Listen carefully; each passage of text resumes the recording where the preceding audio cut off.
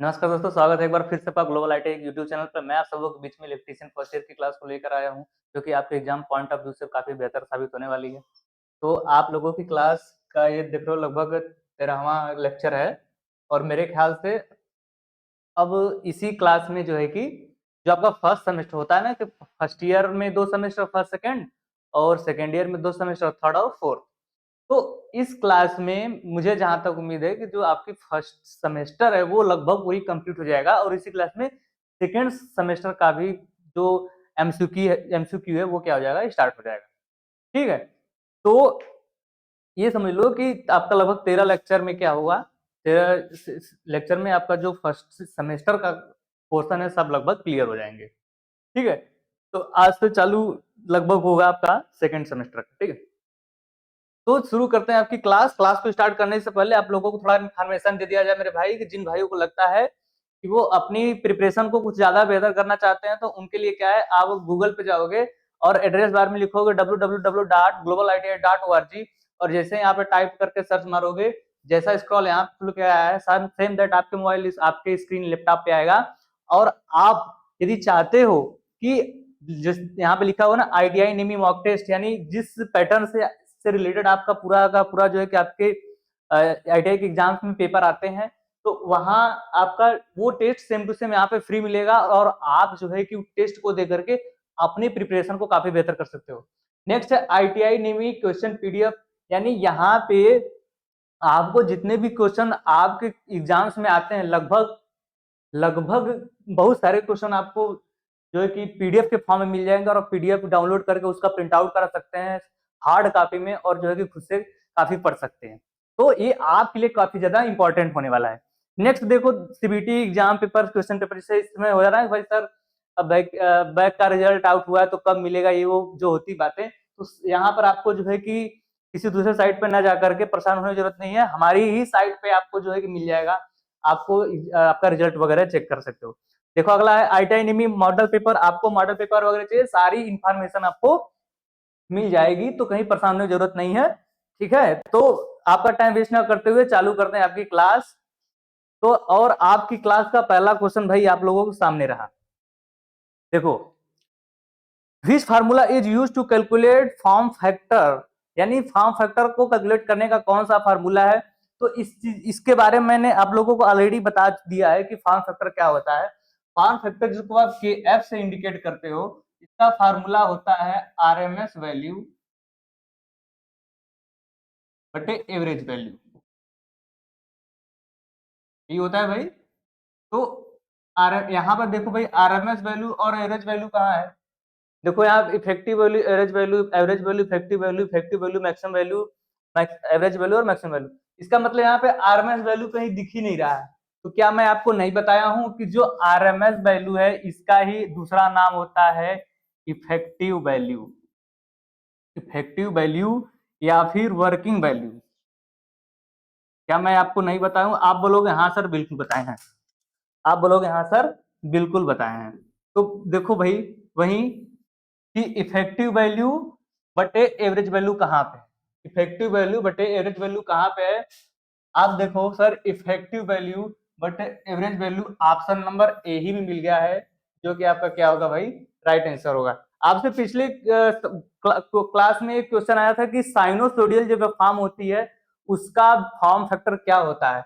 तो मैं उसके लिए भी बताया था कि जो साइनोसोडियल वेव फॉर्म होती है उसके लिए जो आरएमएस वैल्यू होती है, उसके लिए जो आरएमएस वैल्यू होती है वो होता है Vm/√2। और उसके लिए जो आपका एवरेज वैल्यू होती है, जो एवरेज वैल्यू होती है वो होता है 2Vm/पाई, 2Vm/पाई। और इस दोनों का भाग देके आपने फॉर्म फैक्टर के एफ निकाला था, जिसका मान आया था 1.11, 1.11। तो ये साइनोस्टूडियल के लिए होता है, कई बार आया हुआ क्वेश्चन है, उसको याद रखिएगा। ठीक है। तो ऑप्शन नंबर ए क्या भाई आपका राइट आंसर। अगला क्वेश्चन आपके सामने रहा। देखो, which formula is use to calculate the impedance of RLC series circuit, यानी कोई आरएलसी सीरीज सर्किट है, आरएलसी सीरीज सर्किट है, तो आपको फाइंड आउट करना है कि टोटल जो इम्पीडेंस होगा जेड, उसका क्या फार्मूला होता है। आपको पता है ये आपका एक्सएल है, ये एक्सी है, ये आर है। तो टोटल जेड बराबर क्या होता है, आप बोलोगे सर जेड इक्वल टू होता है under root R square plus XL difference XC का होल स्क्वायर, यही तो होता है, यही तो होता है भाई। तो देखो यहाँ पर अंडर रूट तो पहले में है ही नहीं, पहली बार गलत हो गया। दूसरा में अंडर रूट तो है, अंडर रूट है, लेकिन यहाँ आर का स्क्वायर, लेकिन एक्सल माइनस एक्सी का स्क्वायर नहीं, ये भी गलत है। इसमें अंडर रूट है लेकिन स्क्वायर नहीं है, तो ये भी गलत है। यहाँ पे देखो अंडर रूट भी है आपका और R square plus XL difference XC का स्क्वायर, यानी ऑप्शन नंबर डी क्या होगा आपका भाई, right answer. Option number D आपका क्या होगा, राइट आंसर। अगला क्वेश्चन आपके सामने था, what is the power factor if one of the wattmeter gives negative reading in two wattmeter method of three phase power measurement, यानी थ्री फेज पावर मेजरमेंट आप कर रहे हो टू वाटमीटर मेथड की हेल्प से, तो उसमें से बोल रहा है कि यदि एक मीटर की रीडिंग निगेटिव हो तो पावर फैक्टर क्या होगा। तो पावर फैक्टर क्या होगा, क्या मैं आपको ये नहीं बताया हूं कि पावर फैक्टर जो है कि 0 हो, पावर फैक्टर आपका 0.5 हो, पावर फैक्टर आपका 1 हो। क्या इसके लिए मैं नहीं बताया हूं? आप बोलोगे सर हाँ यहाँ पर W1 और जो W2 होता है दोनों की वैल्यू क्या होती है भाई, यहाँ पे देखो W1 और जो W2 होता है दोनों का पॉजिटिव होता है और इक्वल होता है, और जो यहाँ पे W1 और W2 होता है दोनों का एक का निगेटिव होता है और एक का वैल्यू पॉजिटिव होता है, लेकिन दोनों सेम भी होते हैं यहाँ पे और यहाँ पे।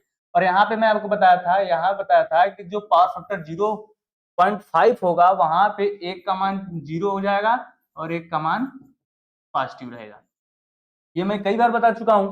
तो देखो भाई आपसे पूछ रहा है 1 मीटर एक की जो है कि निगेटिव रीडिंग है, तो देखो जीरो से ग्रेटर, जीरो से ग्रेटर और 0.5 से कम, यानी 0.5 से कम रहेगा, 0.5 से कम यानी जीरो से लेकर के, जीरो से ग्रेटर नहीं, जीरो से लेकर के 0.5 तक के पहले तक का जो भी पावर फैक्टर रहेगा वो क्या रहेगा, यदि रहेगा तो आपकी जो रीडिंग एक निगेटिव दिखाएगी।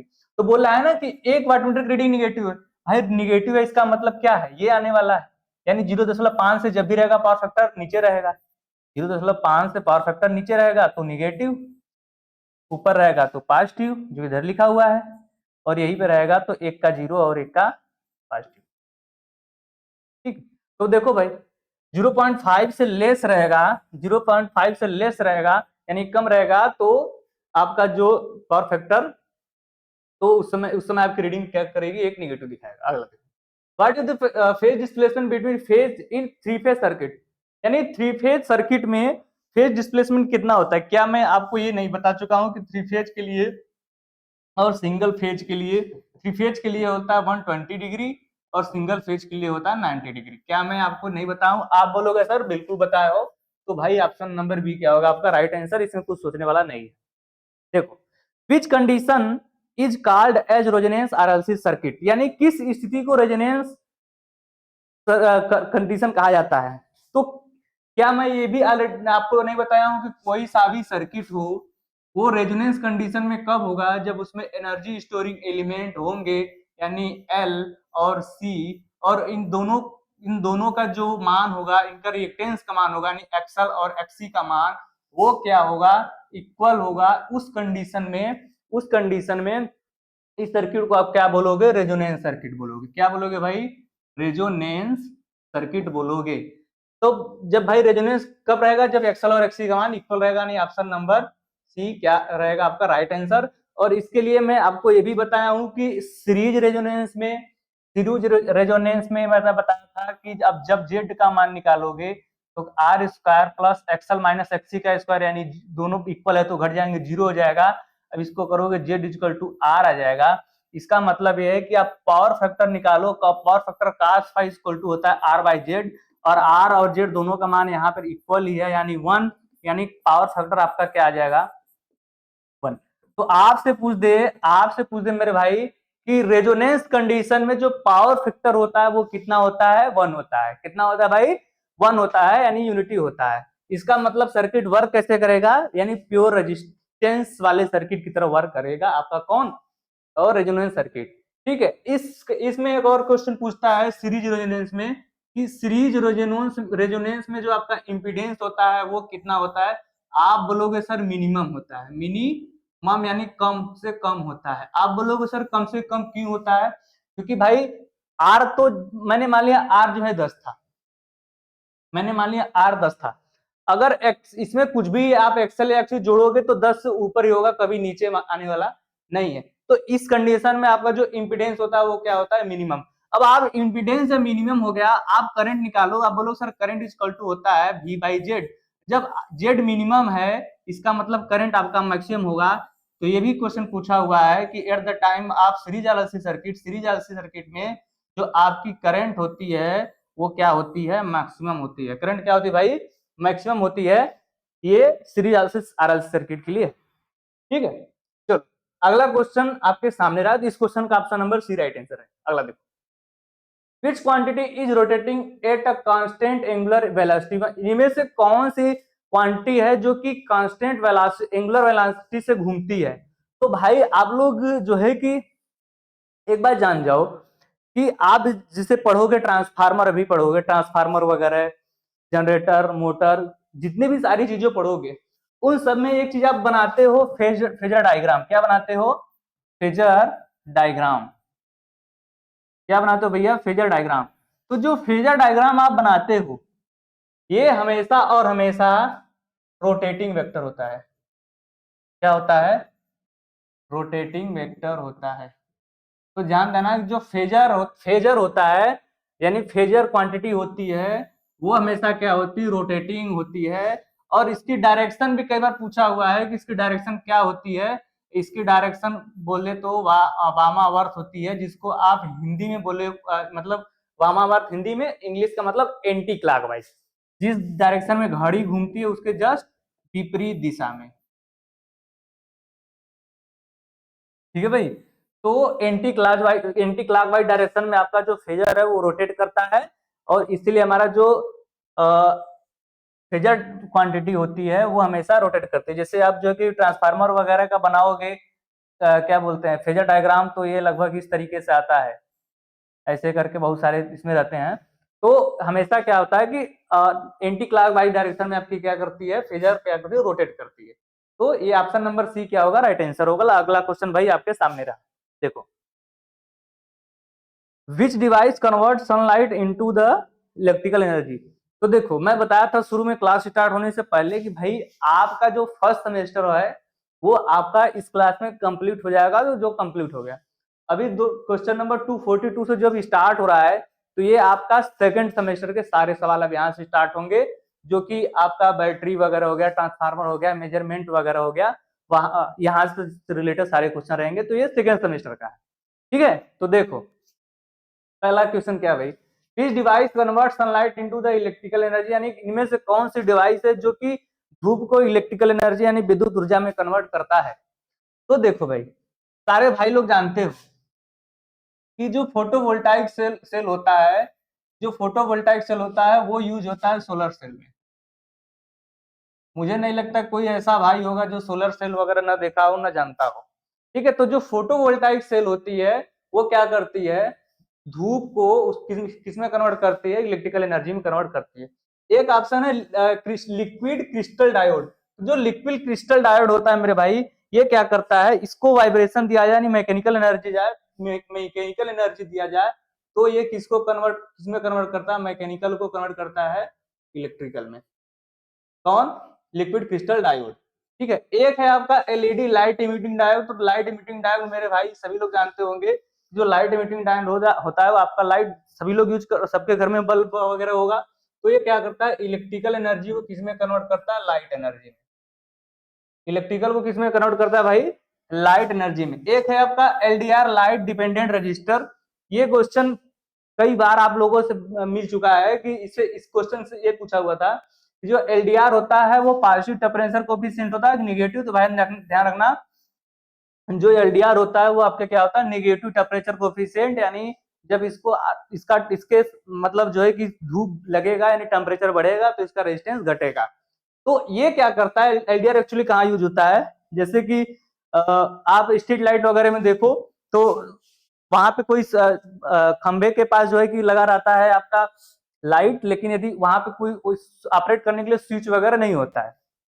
तो ये एक प्रकार का क्या आपका क्या है, टेम्परेचर सेंसिंग डिवाइस है। एलडीआर क्या है, टेम्परेचर सेंसिंग डिवाइस है। जब इसको टेम्परेचर मिलता है यानी धूप मिलती है तो स्वतः ऑफ हो जाता है, लेकिन जब लाइट यानी सनलाइट मिलना बंद हो जाता है तो बंद हो जाता है, क्या होता है, स्वतः ऑन हो जाता है। तो ये होता है अपना एलडीआर भाई, ठीक है।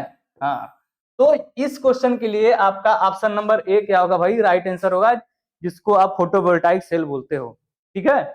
अगला क्वेश्चन आपके सामने रहा, देखो, विच ला सेकेंडरी सेल वर्क, यानी किस सेल सेकेंडरी सेल जो होता है किस ला पे वर्क करता है। तो भाई थोड़ा सा इसको जानने से पहले थोड़ा सेल वगैरह के बारे में जान लो। तो देखो, जो सेल होती है बैटरी, तो सेल बैटरी एक्चुअली अकेली बैटरी नहीं होती है, कई सेल के समूह को यदि पैरेलल में या फिर सीरीज में आवश्यकता अनुसार यदि जोड़ दिया जाए तो क्या बन जाता है, अपना बैटरी बन जाता है, ठीक है। तो यदि बैटरी यानी सेल की बात करो तो सेल आपका दो प्रकार का होता है, एक प्राइमरी सेल होता है और एक सेकेंडरी सेल होता है। तो जो प्राइमरी सेल किसको बोलते हैं, वो सेल जिसको आप रिचार्ज नहीं कर सकते, जैसे जो बैटरी आती है ड्राई सेल उसको आप क्या करते हो भाई, दोबारा जो है कि चार्ज नहीं कर सकते। लेकिन आपके मोबाइल फोन वगैरह में लगा है या फिर इन्वर्टर वगैरह में जितनी भी सारी बैटरी होती है उनको आप दोबारा से जो है कि चार्ज कर सकते हो, 2 साल 3 साल 4 साल चार्ज करते रहते हो, चलाते रहते हो, यूज करते रहते हो, चार्जिंग डिस्चार्जिंग चलता रहता है। तो वो क्या होता है भाई, सेकेंडरी सेल होता है।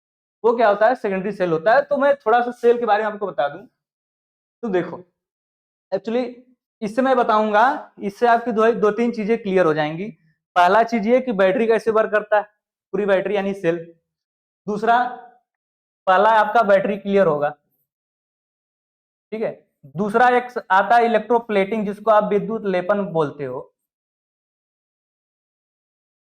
विद्युत लेपन या फिर इलेक्ट्रोप्लेटिंग, ये क्लियर होता है। इस दोनों चीजों को इस जो है कि सिस्टम से मैं समझा रहा हूं, 2 मिनट जरा समझो आप लोग। देखो, इसमें मैंने क्या एक वोल्टाइक सेल को बनाया है। वोल्टाइक सेल में जानते हो एक आपका कंटेनर ये है, एक कंटेनर ये है। इसमें जो है कि ZnSO4 का जो है कि इलेक्ट्रोलाइट है, इसमें जो है CuSO4 का इलेक्ट्रोलाइट है, ठीक है। और इनको इनके बीच में KCl की एक रॉड लगी हुई है। और यहाँ पे जो पॉजिटिव कॉपर की रॉड है वो पॉजिटिव यानी कैथोड की तरह कार्य कर रही है, और जो Zn यानी जिंक की रॉड है वो एनोड की तरह कार्य कर रही है, यानी जो कि क्या है आपकी निगेटिव रॉड है, ठीक है। तो ये वर्क कैसे करता है मैं आपको बताऊं मेरे भाई। आप सारे भाई जानते हो कि जो आपका Zn है जिंक की रॉड है वो ZnSO4 में क्या होगी, सॉल्युबल होगी यानी विलयनशील होगी। और जो Cu यानी कॉपर की रॉड होगी वो भी CuSO4 यानी इसमें CuSO4 में क्या होगी, सॉल्युबल होगी।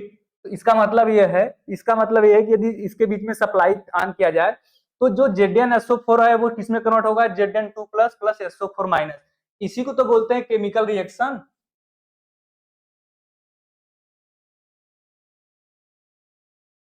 आपसे पूछ दिया जाए भाई रासायनिक परिवर्तन क्या होता है, तो रासायनिक परिवर्तन का मतलब यह है कि किसी भी घोल में जो है कि उसके परमाणुओं में चेंजिंग होना क्या कहलाता है, रासायनिक परिवर्तन। यानी जो ZnSO4 है वो Zn2 plus SO4 double minus में कन्वर्ट हो गई, तो ये हमारा क्या हो गया, एक प्रकार का केमिकल रिएक्शन हो गया।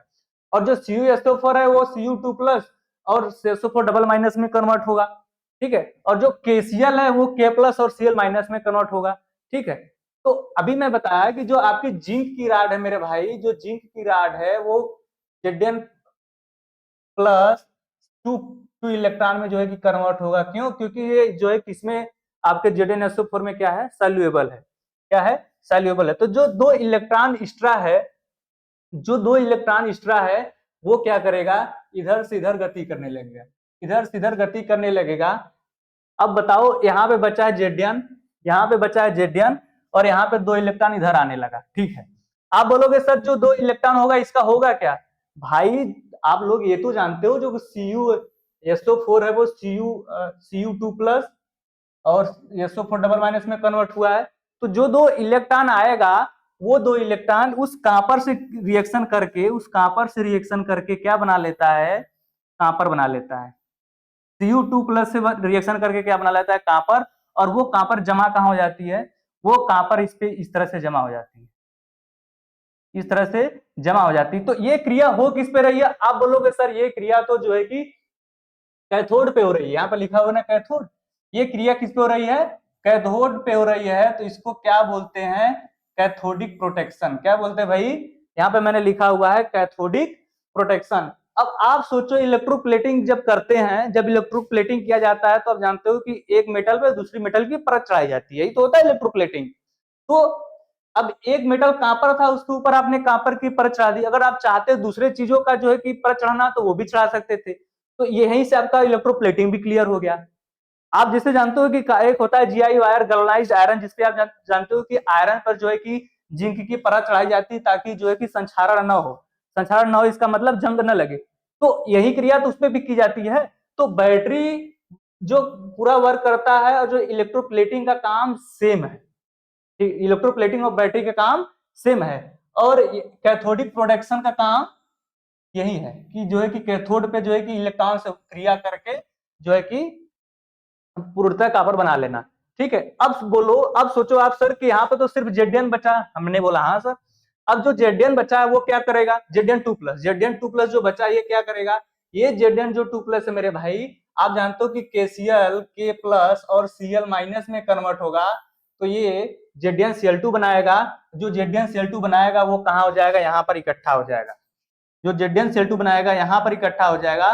और आपने जो जो जो Cu2SO4 प्लस SO4 माइनस में कन्वर्ट हुआ था, उसमें से जो Cu2 प्लस दो इलेक्ट्रॉन से लेकर के यहाँ पर तो जम गया, लेकिन SO4 माइनस का क्या होगा।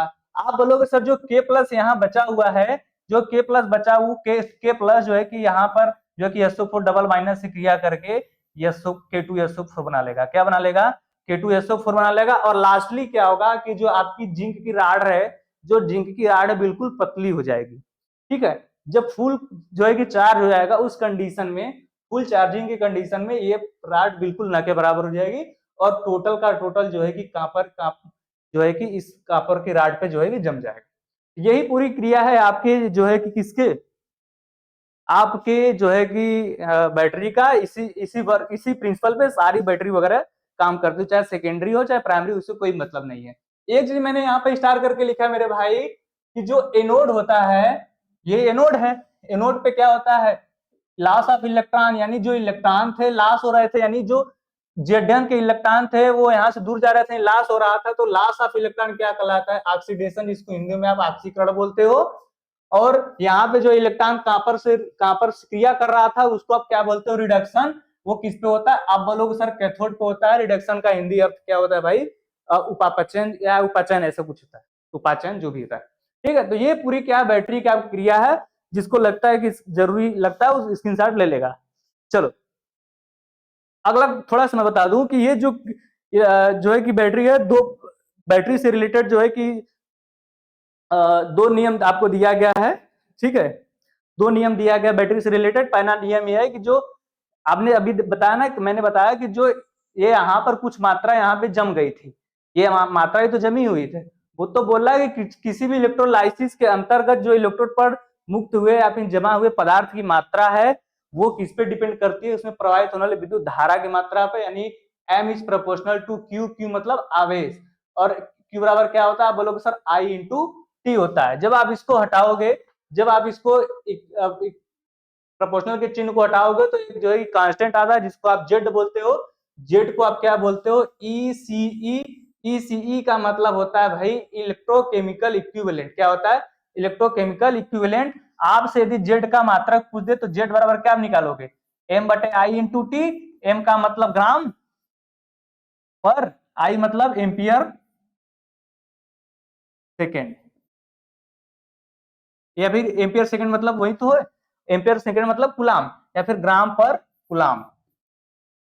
ग्राम पर कुलाम किसका मात्रक है, ईसीई यानी इलेक्ट्रोकेमिकल इक्विवेलेंट का मात्रक है। ठीक है, चलो नेक्स्ट नियम क्या है कि यदि जो है कि कई विभिन्न जो है कि विलयन हो और वो सभी विलयन में आप जो है कि समान विद्युत धारा प्रवाहित कर रहे हो, तो उस कंडीशन में जो पदार्थ मुक्त होगा यानी एम की मात्रा होगी, यानी जो जमा हुआ पदार्थ होगा उसकी मात्रा क्या होगी, उन सारे विलयनों के जो इलेक्ट्रोकेमिकल इक्विवेलेंट है उनके इक्विवेलेंट होगी, यानी M1 ratio M2 ratio M3 equal to Z1 ratio Z2 ratio Z3। यदि तीन प्रकार के हो तो 4 5 6 जितना भी हो सकता है। ठीक है, तो ये है आपका दो नियम। तो मुझे लगता है आप लोगों को कुछ समझ में आया ही होगा। देखो भाई अब सवाल क्या, which law secondary cell work, यानी जो सेकेंडरी सेल होता है किस लॉ पे वर्क करता है, तो मैं बताया कि जो सेकेंडरी जो एक होता है वो जो है इलेक्ट्रोलिसिस पे सिद्धांत का काम करता है। तो लेंज ला, जूल का ला, ये तो कुछ ही नहीं। इलेक्ट्रोमैग्नेटिक इंडक्शन ला, इस पे तो भाई आपका मोटर जनरेटर वर्क करता है। बचा क्या आपका फैराडे लॉ ऑफ इलेक्ट्रोलिसिस, यानी फैराडे के विद्युत अपघट्ट के नियम पे वर्क करती है आपका कौन, जो है कि बैटरी।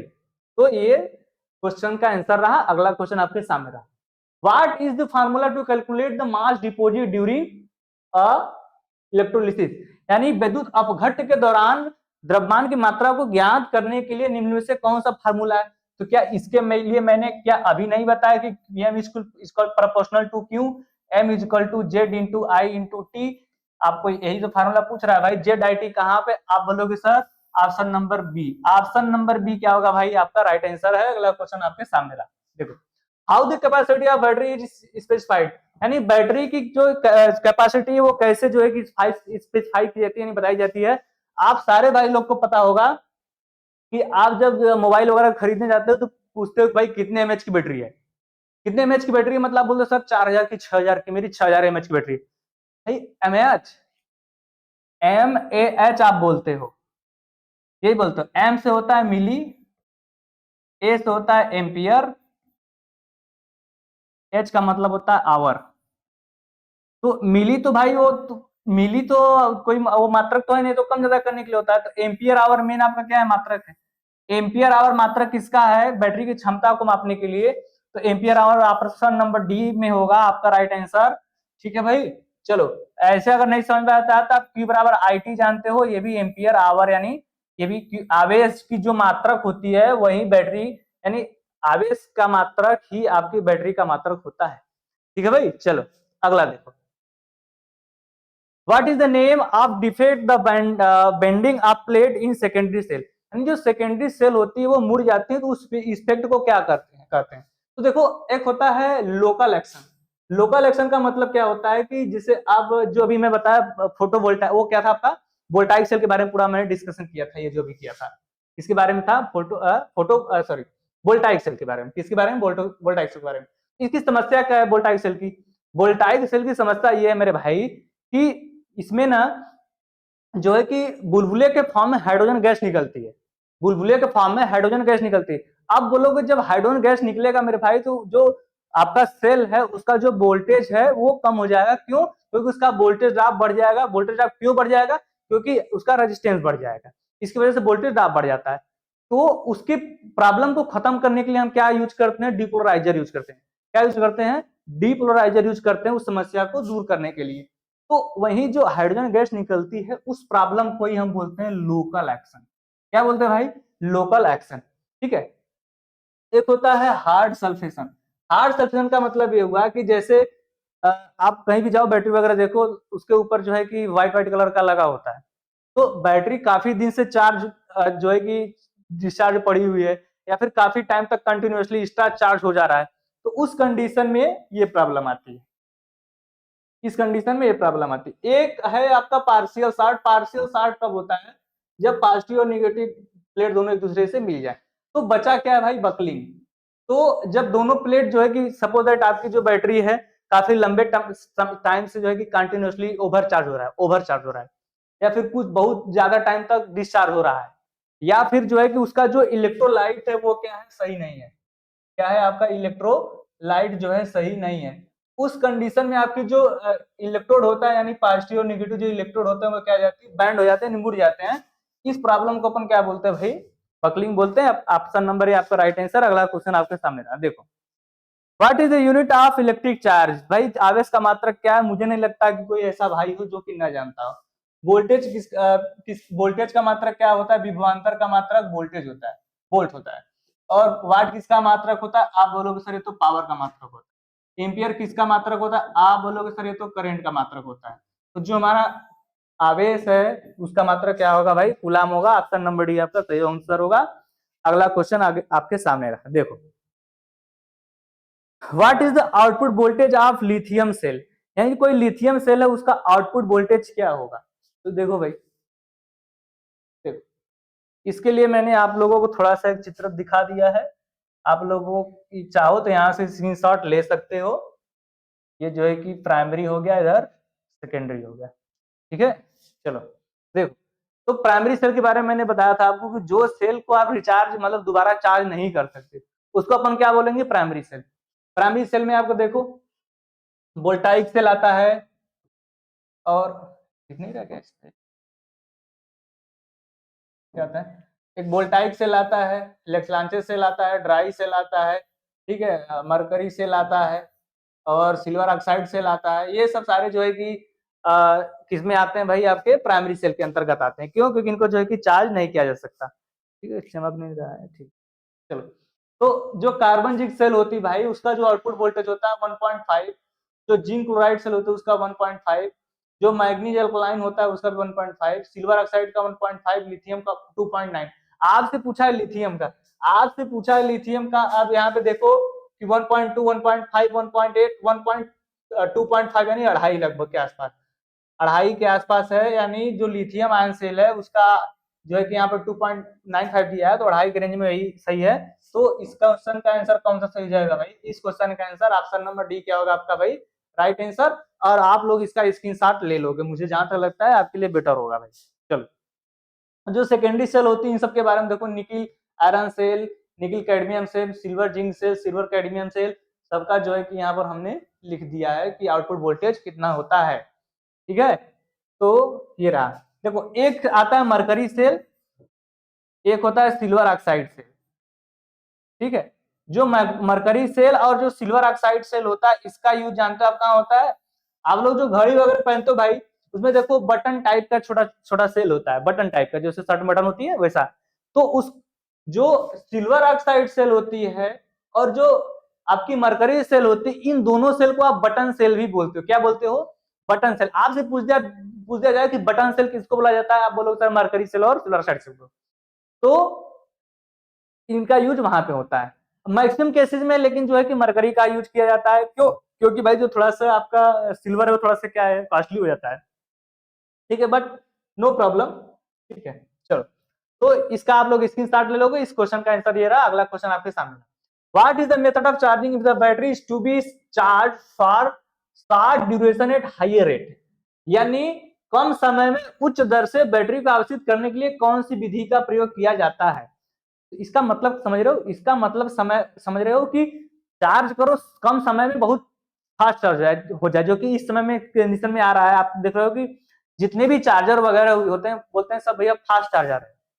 तो फास्ट चार्जर का मतलब होता है कि उसकी जो चार्जिंग की रेटिंग है वो क्या है, काफी हाई है, यानी कम समय में ज्यादा चार्जिंग कर रही है। उसके लिए कौन सी विधि यूज करते हो आप? बूस्टर चार्ज विधि यूज करते हो। इसका मतलब एक जो आप चार्जर यूज कर रहे हो वो कौन सा आपका है?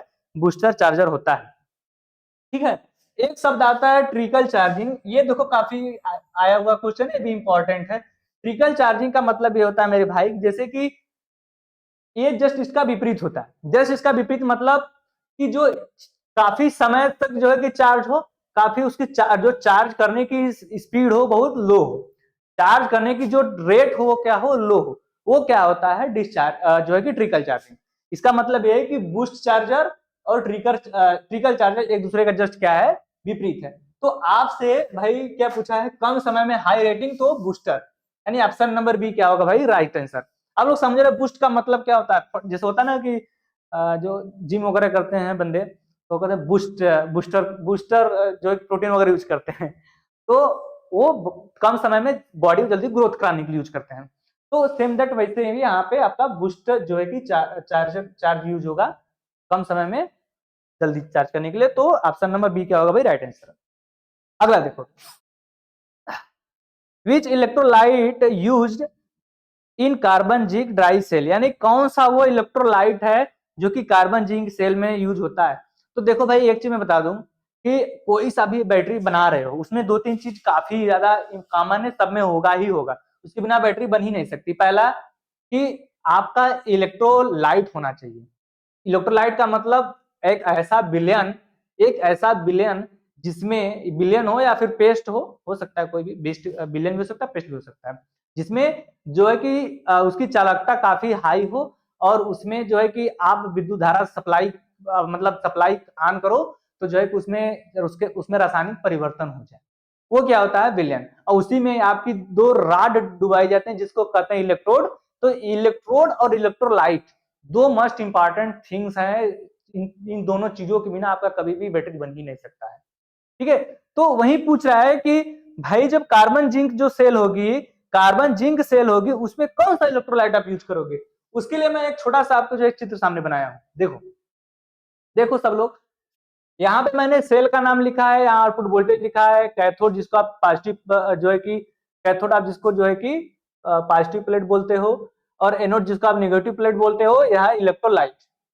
तो सारे के सारे जो है कि इसमें मैंने लिख दिया है, सारे के सारे मैंने क्या किया इसमें भाई, लिख दिया है कि कौन सा सेल होता है, उसका आउटपुट वोल्टेज क्या होता है, ठीक है, उसका आउटपुट वोल्टेज क्या होता है, और उसमें कौन सा इलेक्ट्रोलाइट यूज होता है। तो ये मुझे आप लोग जो है कि स्क्रीनशॉट ले लो, मुझे लगता है आप लोग ले भी लिए होंगे। ठीक है, चल तो देखो यहाँ पे देख रहे हो कार्बन जिंक सेल है, इसका आउटपुट वोल्टेज दिया 1.46 से 1.5। इसमें जो पॉजिटिव प्लेट होगी वो कार्बन की, नेगेटिव प्लेट जो होगी वो जिंक की यूज होगी, और जो इलेक्ट्रोलाइट होगा NH4Cl, जिसको आप क्या बोलते हो, अमोनियम क्लोराइड बोलते हो। क्या बोलते हो भाई, अमोनियम क्लोराइड। मैं हिंदी में नहीं लिखा हूं। चलो, मरकरी सेल, मरकरी सेल और सिल्वर ऑक्साइड सेल, इन दोनों सेल को अभी मैं बताया कि क्या बोलते हैं, बटन सेल बोलते हैं। इसका 1.35 से 1.4, इसका 1.5। इसमें जो है कि पॉजिटिव प्लेट जो है कि मरकरी ऑक्साइड की, इसमें जो है कि सिल्वर ऑक्साइड की। ठीक है, अब दोनों में जो है कि निगेटिव प्लेट जिंक की ही रहेगी। इसमें जो आपका इलेक्ट्रोलाइट होगा वो HgO प्लस के OH होगा, लेकिन जो सिल्वर ऑक्साइड होगा उसमें जो है कि या तो सोडियम हाइड्रोक्साइड होगा या फिर पोटेशियम हाइड्रोक्साइड होगा। ठीक है, उसके बाद मोस्ट इंपॉर्टेंट जो कि ये सारे हैं मोस्ट इंपॉर्टेंट है भाई, बहुत ही ज्यादा, बहुत ही न जाने कितने कॉम्पिटिटिव एग्जाम से पूछे हुए क्वेश्चन है कि जो लेड सेल है उसका 2.2 आउटपुट वोल्टेज होता है, जो पॉजिटिव प्लेट होती है वो PbO2 मतलब PbO2 का मतलब होता है मेरे भाई लेड पर ऑक्साइड। क्या होता है, लेड पर ऑक्साइड। और जो आपकी निगेटिव प्लेट होगी वो किससे बनी होगी, आप केवल प्योर लेड की बनी होगी। ठीक है, इसमें जो इलेक्ट्रोलाइट है ये न जाने कितनी बार क्वेश्चन पूछा हुआ है मेरे भाई कि H2SO4 होगा, यानी sodium sulphuric acid plus water. ये भी पूछा है कि उसमें रेशियो कितना होता है। तो एक यूनिट जो है कि आपका H2SO4 रहेगा तो 3 यूनिट आपका पानी रहेगा। 1 और 3 का रेशियो, यानी पानी की मात्रा काफी ज्यादा होती है। इसलिए आप लोग देखते हो हमेशा बैटरी वगैरह में एसिड बहुत ही शायद ही कभी डाला जाता हो, कभी कभार, नहीं तो मैक्सिमम क्या लाते हो, पानी डालते हो। ठीक है, तो ये होता है। अगला देखो निकिल आयरन, निकिल आयरन में इसका 1.2 होता है। जो पॉजिटिव प्लेट होती है वो उसमें निकिल हाइड्रोक्साइड, और जो निगेटिव प्लेट होती है वो किसका बना होता है, आयरन का बना होता है। और जो इलेक्ट्रोलाइट होता है वो KOH माने पोटेशियम हाइड्रोक्साइड का होता है। ठीक है, तो इसका स्क्रीनशॉट आप लोग ले लो। तो क्वेश्चन में क्या पूछा है कि कार्बन जिंक सेल में कौन सा इलेक्ट्रोलाइट यूज होता है। आप अभी देखो कि कार्बन जिंक सेल में अमोनियम क्लोराइड यूज होता है। कौन सा था भाई, अमोनियम क्लोराइड, यानी ऑप्शन नंबर बी क्या होगा भाई आपका right answer. Option number B आपका क्या होगा भाई राइट आंसर। अगला क्वेश्चन आपके सामने रहा, ये देखो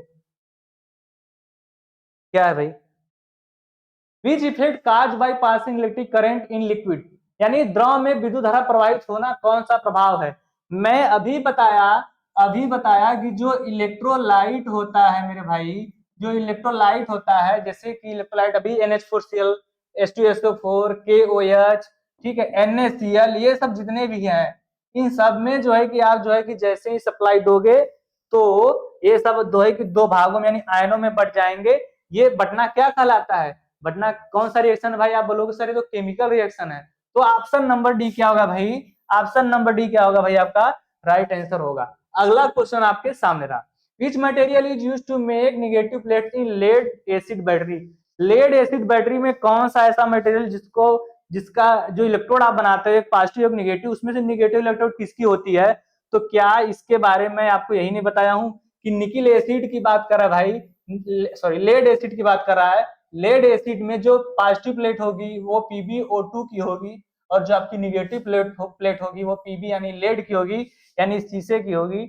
इसलिए ऑप्शन नंबर बी आपका राइट आंसर है। इसलिए मैं बोल रहा था हाँ भाई उसका जो है स्क्रीनशॉट ले लो, काफी ज्यादा इंपॉर्टेंट है, सारे न जाने कितने एग्जाम्स में आया हुआ कॉम्पिटेटिव एग्जाम्स में क्वेश्चन है। ठीक है, तो ऑप्शन नंबर बी क्या होगा भाई आपका राइट आंसर। अगला क्वेश्चन आपके सामने रहा, देखो which technique is use to control the corrosion of a material surface, यानी धातु के सतह के क्षरण के नियंत्रण के लिए कौन सी तकनीक का उपयोग किया जाता है।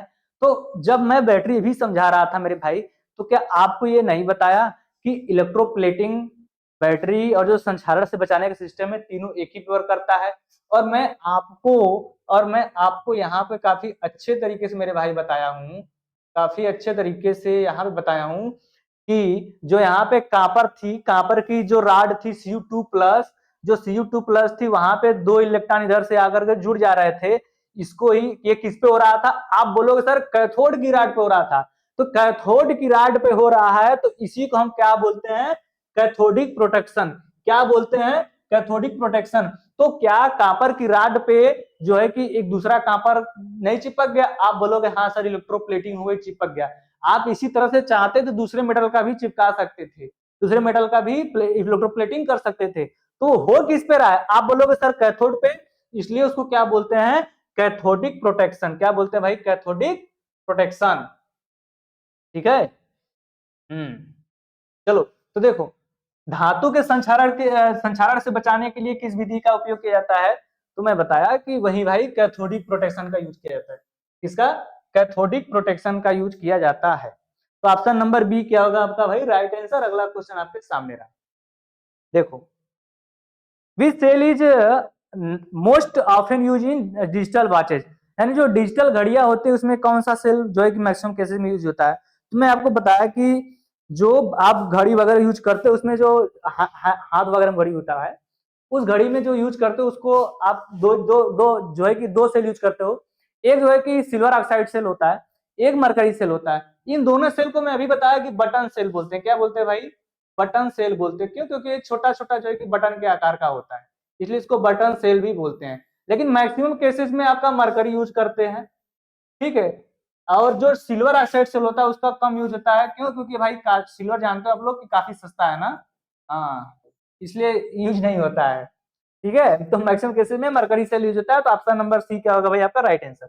अगला देखो, what is the effect if one cell is connected with reverse polarity in a parallel combination circuit, यानी पैरेलल कॉम्बिनेशन सर्किट में यदि एक सेल को रिवर्स कर दिया जाए तो क्या होगा। जैसे आपसे पूछ रहा है, जैसे कि ये, जैसे कि ये,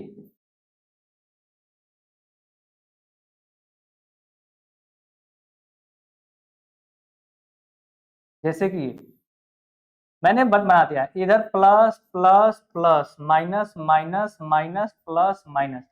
आपसे पूछ रहा है कि यदि कोई बैटरी है, ठीक है, उसमें कई सारे बैटरी हैं पैरेलल में कनेक्ट हुए हैं, तो पैरेलल में कनेक्ट हुआ है तो उस कंडीशन में यदि बोल रहा है कि एक बैटरी की पोलैरिटी उलट जाए, जैसे कि ये देखो चार्ट हो तो प्लस प्लस प्लस सब साथ में जुड़े हुए हैं, एक जो है कि निगेटिव में जो है कि उल्टा कन्वर्ट कर दिया जाए, तो जब इसके जो है पोलैरिटी को रिवर्स कर दिया जाएगा तो it will be get short circuited. क्या हो जाएगा भाई, शॉर्ट सर्किट हो जाएगा। तो ऑप्शन नंबर सी क्या होगा भाई आपका right answer. Option number C क्या होगा राइट आंसर। अभी आगे क्वेश्चन में आएगा, आपसे पूछेगा कि जब बैटरी को आप सीरीज में जोड़ते हैं और पैरेलल में जोड़ते हैं, किसमें, सीरीज में और पैरेलल में। तो सीरीज में किस लिए जोड़ा जाता है, पैरेलल में किस लिए जोड़ा जाता है मेरे भाई। तो जब सीरीज में आप जोड़ते हो तो क्या बढ़ता है, वोल्टेज बढ़ता है। क्या बढ़ता है भैया, वोल्टेज बढ़ता है। लेकिन जब आप पैरेलल में कनेक्ट करते हो कई सारी सेल्स को, जब कई सारी सेल्स को आप पैरेलल में कनेक्ट करते हो, उस कंडीशन में क्या आपका इंक्रीज करता है भाई, करंट इंक्रीज करता है। क्या है, करंट इंक्रीज करता है। तो इस क्वेश्चन का option number C right answer है। चलो, तो आज की क्लास यहीं तक, मिलते हैं नई क्लास में नई ऊर्जाओं के साथ। धन्यवाद भाई लोग।